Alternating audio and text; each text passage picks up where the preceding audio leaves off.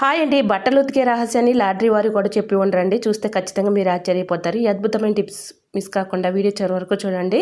ఈ టిప్ తెలుసుకునే ముందు చిన్న రిక్వెస్ట్ అండి. ఫస్ట్ టైం మన ఛానల్ ఎవరైనా చూస్తూ ఉన్నట్లయితే ప్లీజ్ అండి ప్రీవియస్ వీడియో చూసి మీకు నచ్చితేనే ఛానల్ని సబ్స్క్రైబ్ చేసుకోండి. వీడియో నచ్చితే ప్లీజ్ అండి చిన్న లైక్ చేసి మీ ఫ్రెండ్స్ అండ్ రిలేటివ్స్ షేర్ చేయండి.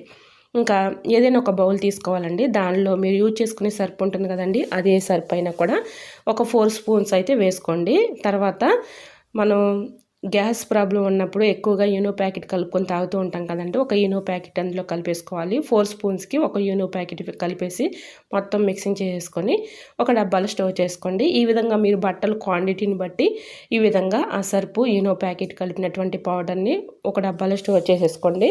మీరు కొంచెం బట్టలు ఎక్కువగా ఉన్నాయనుకోండి, కొంచెం ఎక్కువగా వేసుకోండి. నేను ఇక్కడ బట్టలు కొంచెమే ఉన్నాయి కాబట్టి ఒక స్పూన్ వరకు వేసేసుకొని కొద్దిగా హాట్ వాటర్ అయితే కలుపుకున్నానండి అందులో.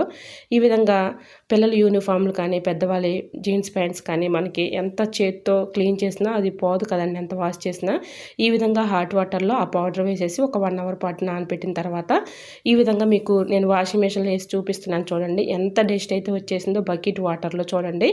సగం అయితే ఇప్పుడే పోయింది ఆ వాటర్లో. సో ఇంకా సగం అయితే ఇంకా మనం వాషింగ్ మెషిన్లో వేసాం కాబట్టి చక్కగా క్లీన్ అయిపోతుంది. వైట్ ప్యాంట్లు కానీ, వైట్ పిల్లల యూనిఫామ్స్ కానీ, అలానే పెద్దవాళ్ళ జీన్స్ ప్యాంట్స్ కానీ మనం ఉతకాలంటే చాలా ఇబ్బంది పడుతూ ఉంటాము. వాటిపైన ఉన్నటువంటి డస్ట్ మరకలు మురుకు పట్టి చాలా ఇబ్బందిగా ఉంటుంది.